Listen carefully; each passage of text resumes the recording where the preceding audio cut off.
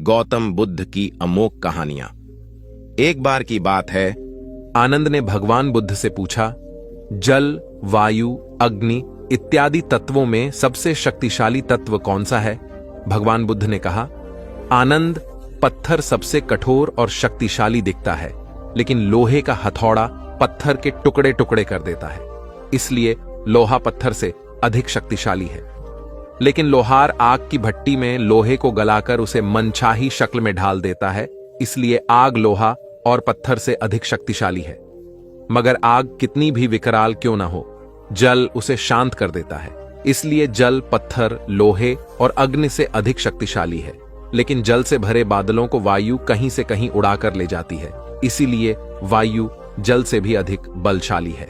लेकिन हे आनंद, इच्छा शक्ति वायु की दिशा को भी मोड़ सकती है। इसलिए सबसे अधिक शक्तिशाली तत्व है व्यक्ति की इच्छा शक्ति। इच्छा शक्ति से अधिक बलशाली तत्व कोई नहीं है। यदि किसी काम को अपनी इच्छा से किया जाए तो सफलता जरूर मिलती है। एक बार भगवान बुद्ध आत्मज्ञान की खोज में तपस्या कर रहे थे। उनके मन में विभिन्न प्रकार के प्रश्न उमड़ रहे थे। उन्हें प्रश्नों का उत्तर चाहिए था, लेकिन अनेक प्रयासों के बाद भी उन्हें सफलता नहीं मिली। वे आत्मज्ञान की प्राप्ति के लिए कठोर तपस्या करने लगे। अनेक कष्ट सहन किए, कई स्थानों की यात्राएं की, लेकिन जो समाधान उन्हें चाहिए था वह उन्हें मिला नहीं। एक दिन उनके मन में कुछ निराशा का संचार हुआ। सोचने लगे, धन, माया, मोह और संसार की समस्त वस्तुओं का भी त्याग कर दिया, फिर भी आत्मज्ञान की प्राप्ति नहीं हुई। क्या मैं कभी आत्मज्ञान प्राप्त कर सकूंगा? मुझे आगे क्या करना चाहिए? इसी प्रकार के अनेक प्रश्न बुद्ध के मन में उठ रहे थे। तपस्या में सफलता की कोई किरण दिखाई नहीं दे रही थी और इधर बुद्ध ने प्रयासों में कोई कमी नहीं छोड़ी थी। वे उदास मन से इन्हीं प्रश्नों पर मंथन कर रहे थे। इसी दौरान उन्हें प्यास लगी। वे अपने आसन से उठे और जल पीने के लिए सरोवर के पास गए। वहां उन्होंने एक अद्भुत दृश्य देखा। एक गिलहरी मुंह में कोई फल लिए सरोवर के पास आई। फल उसे छूटकर सरोवर में गिर गया। गिलहरी ने देखा, फल पानी की गहराई में जा रहा है। गिलहरी ने पानी में छलांग लगी दी। उसने अपना शरीर पानी में भिगोया और बाहर आ गई। बाहर आकर उसने अपने शरीर पर लगा पानी झाड़ दिया और पुनः सरोवर में कूद गई। उसने यह क्रम जारी रखा। बुद्ध उसे देख रहे थे, लेकिन गिलहरी इस बात से अनजान थी। वह लगातार अपने काम में जुटी रही। बुद्ध सोचने लगे, ये कैसी गिलहरी है? सरोवर का जल यह कभी नहीं सुखा सकेगी, लेकिन इसने हिम्मत नहीं हारी। ये पूरी शक्ति लगाकर सरोवर को खाली करने में जुटी है। अचानक बुद्ध के मन में एक विचार का उदय हुआ। यह तो गिलहरी है, फिर भी अपने लक्ष्य को प्राप्त करने में जुटी है। मैं तो मनुष्य हूं। आत्मज्ञान प्राप्त नहीं हुआ तो मन में निराशा के भाव आने लगे। मैं पुनः तपस्या में जुट जाऊंगा। इस प्रकार महात्मा बुद्ध ने गिलहरी से भी शिक्षा प्राप्त की और तपस्या में जुट गए। एक दिन उन्हें आत्मज्ञान प्राप्त हो गया और वे भगवान बुद्ध हो गए। सुख की नींद। एक बार गौतम बुद्ध सिंसवा वन में पर्णशैया पर विराजमान थे कि हस्तक आल्बक नामक एक शिष्य ने वहां आकर उनसे पूछा, भंते, कल आप सुखपूर्वक सोए ही होंगे?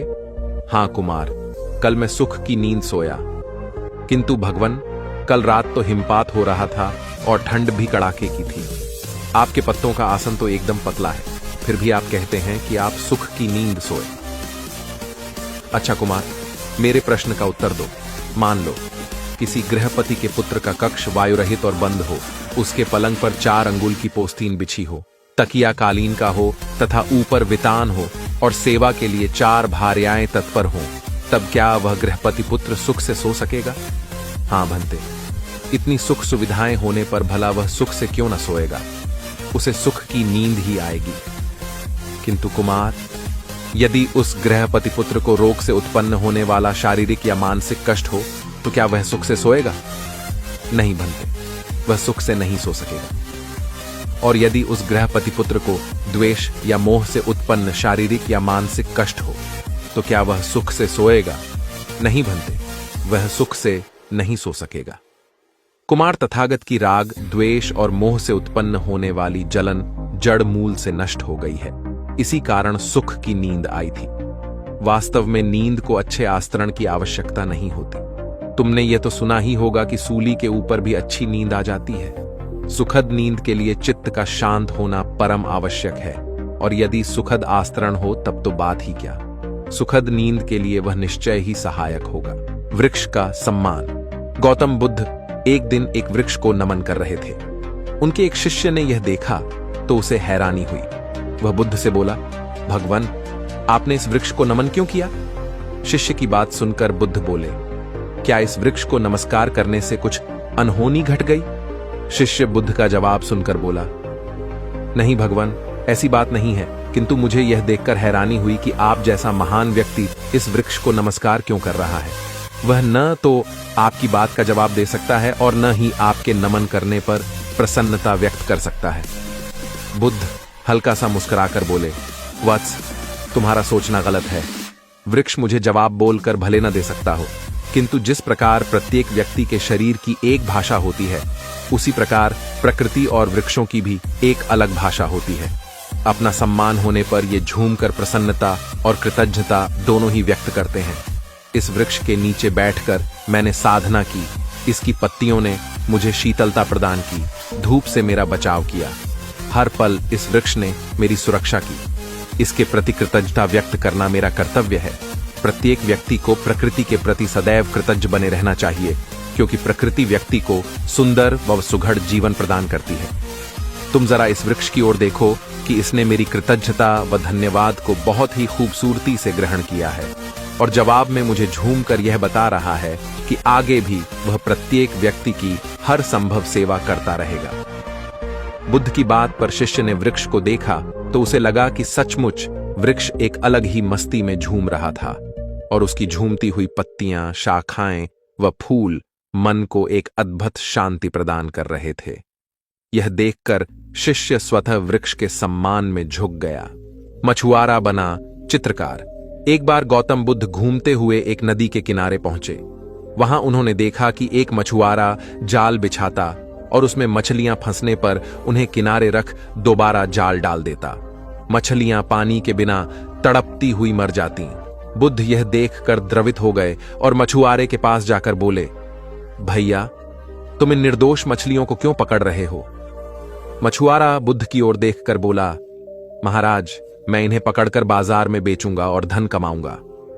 बुद्ध बोले, तुम मुझसे इनके दाम ले लो और इन मछलियों को छोड़ दो।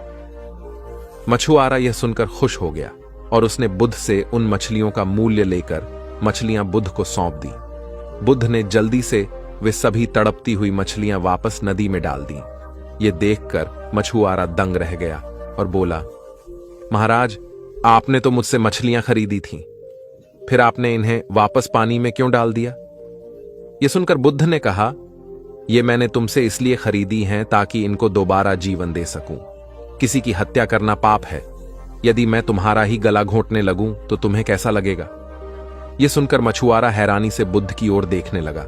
बुद्ध बोले, जिस तरह मानव को हवा और पानी मिलना बंद हो जाए तो वह तड़प तड़प कर मर जाएगा, उसी तरह मछलियां भी यदि पानी से बाहर आ जाएं तो तड़प तड़प कर मर जाती हैं। उनमें भी सांस है। उनको तड़पते देखकर तुम कठोर कैसे रह सकते हो? बुद्ध की बातें सुनकर मछुआरा लज्जित हो गया और बोला, महाराज, आज आपने मेरी आंखें खोल दी। अभी तक मुझे यह काम उचित लगता था, पर अब लगता है कि इससे भी अच्छे काम करके मैं अपनी आजीविका चला सकता हूं। मैं चित्र भी बनाता हूं। आज से मैं चित्रकला से ही अपनी आजीविका कमाऊंगा। इसके बाद वह वहां से चला गया और कुछ ही समय में प्रसिद्ध चित्रकार बन गया। बुद्ध और नालगिरी हाथी। बुद्ध का चचेरा भाई देवदत्त सदा ही बुद्ध को नीचा दिखाने की चेष्टा में लगा रहता था, मगर उसे हमेशा मुंह की ही खानी पड़ती थी। एक बार बुद्ध जब कपिलवस्तु पहुंचे तो अनेक कुलीन शाक्यवंशी राजकुमार उनके अनुयायी बने। देवदत्त भी उनमें से एक था। कुछ समय पश्चात देवदत्त ने भी कुछ जादुई शक्तियां प्राप्त की और एक बार उनका प्रदर्शन मगध के भावी सम्राट अजातशत्रु के समक्ष किया। वहां वह एक शिशु के रूप में प्रकट हुआ जिसने सांप की मेखला बांधी हुई थी। तभी से अजातशत्रु उसे परम आदर की दृष्टि से देखा करता था। कुछ दिनों के बाद देवदत्त मगध से लौटकर जब संघ में वापस आया तो उसने स्वयं को बुद्ध से श्रेष्ठ घोषित किया और संघ का नेतृत्व करना चाहा। भिक्षुओं को बुद्ध से विमुख करने के लिए उसने यह कहा है कि बुद्ध तो बूढ़े हो चुके थे और सठिया गए हैं। किंतु भिक्षुओं ने जब उसकी कोई बात नहीं सुनी तो वह बुद्ध और संघ दोनों से द्वेष रखने लगा। खिन्न होकर वह फिर वापस मगध पहुंचा और अजात शत्रु को महाराज बिंबिसार का वध करने के लिए प्रेरित किया, क्योंकि बिंबिसार बुद्ध और बौद्धों को प्रचुर प्रश्रय प्रदान करते थे। प्रारंभिक दौर में बिंबिसार को मरवाने की उसकी योजना सफल नहीं हुई, अतः उसने 16 धनुर्धारियों को बुद्ध को मारने के लिए भेजा, किंतु बुद्ध के व्यक्तित्व से प्रभावित हो सारे उनके ही अनुयायी बन गए। क्रोध में देवदत्त ने तब बुद्ध पर ग्रीघकूट पर्वत की छोटी से एक चट्टान लुढ़काया, जिसे पहाड़ से ही उत्पन्न हो 2 बड़े पत्थरों ने रास्ते में ही रोक दिया। देवदत्त के क्रोध की सीमा न रही। उसने एक दिन मगधराज के अस्तबल में जाकर एक विशाल हाथी नालगिरी को ताड़ी पिलाकर बुद्ध के आगमन के मार्ग में भेज दिया। नालगिरी के आगमन से सड़कों पर खलबली मच गई और लोग जहां तहां भाग खड़े हुए। तभी बुद्ध भी वहां से गुजरे। ठीक उसी समय एक घबराई महिला अपने बच्चे को हाथी के सामने ही छोड़ भाग खड़ी हुई। जैसे ही नालगिरी ने बच्चे को कुचलने के लिए अपने पैर बढ़ाए, बुद्ध उसके ठीक सामने जा खड़े हुए। उन्होंने हाथी के सिर को थपथपाया। बुद्ध के स्पर्श से नालगिरी उनके सामने घुटने टेक कर बैठ गया। नालगिरी हाथी की इस घटना से देवदत्त मगध में बहुत अप्रिय हुआ और उसे तत्काल ही नगर छोड़कर भागना पड़ा। बीता हुआ कल, तुमने पश्चाताप कर लिया, तुम निर्मल हो चुके हो, अब तुम आज में प्रवेश करो। बुरी बातें तथा बुरी घटनाएं याद करते रहने से वर्तमान और भविष्य दोनों बिगड़ते जाते हैं। बीते हुए कल के कारण आज को मत बिगाड़ो। उस व्यक्ति का सारा बोझ उतर गया। उसने भगवान बुद्ध के चरणों में पड़कर क्रोध त्याग का तथा क्षमाशीलता का संकल्प लिया। बुद्ध ने उसके मस्तिष्क पर आशीष का हाथ रखा।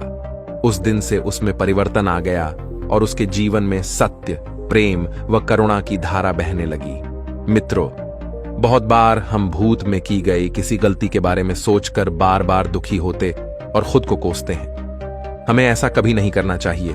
गलती का बोध हो जाने पर हमें उसे कभी ना दोहराने का संकल्प लेना चाहिए और एक नई ऊर्जा के साथ वर्तमान को सुदृढ़ बनाना चाहिए। बिना नींव का मकान। बुद्ध अपने प्रवचनों में उनके शिष्यों को बहुत सी कथाएं सुनाते थे। यह कथा भी उन्हीं में से एक है। कभी किसी काल में किसी नगर में राम और श्याम नामक 2 धनी व्यापारी रहते थे। वे दोनों ही अपने धन और वैभव का बड़ा प्रदर्शन करते थे। एक दिन राम अपने मित्र श्याम के घर उससे भेंट करने के लिए गया। राम ने देखा कि श्याम का घर बहुत विशाल और 3 मंजिला थे, तो 250 साल पहले 3 मंजिला घर होना बड़ी बात थी और उसे बनाने के लिए बहुत धन और कुशल वास्तुकार की आवश्यकता होती थी। राम ने यह भी देखा कि नगर में सभी निवासी श्याम के घर को बड़े विस्मय से देखते थे और उसकी बहुत बड़ाई करते थे। अपने घर वापसी पर राम बहुत उदास था कि श्याम के घर ने सभी का ध्यान खींच लिया था। उसने उसी वास्तुकार को बुलवाया जिसने श्याम का घर बनाया था। उसने वास्तुकार से श्याम के घर जैसा ही 3 मंजिला घर बनाने को कहा। वास्तुकार ने इस काम के लिए हामी भर दी और काम शुरू हो गया। कुछ दिनों बाद राम काम का मुआयना करने के लिए निर्माण स्थल पर गया। जब उसने नींव खोदे जाने के लिए मजदूरों को गहरा गड्ढा खोदते देखा तो वास्तुकार को बुलाया और पूछा कि इतना गहरा गड्ढा क्यों खोदा जा रहा है। मैं आपके बताए अनुसार 3 मंजिला घर बनाने के लिए काम कर रहा हूं। वास्तुकार ने कहा, सबसे पहले मैं मजबूत नींव बनाऊंगा, फिर क्रमशः पहली मंजिल, दूसरी मंजिल और तीसरी मंजिल बनाऊंगा। मुझे इस सब से कोई मतलब नहीं है, राम ने कहा। तुम सीधे ही तीसरी मंजिल बनाओ और उतनी ही ऊंची बनाओ जितनी ऊंची तुमने श्याम के लिए बनाई थी। नींव की और बाकी मंजिलों की परवाह मत करो, ऐसा तो नहीं हो सकता, वास्तुकार ने कहा। ठीक है, यदि तुम यह नहीं करोगे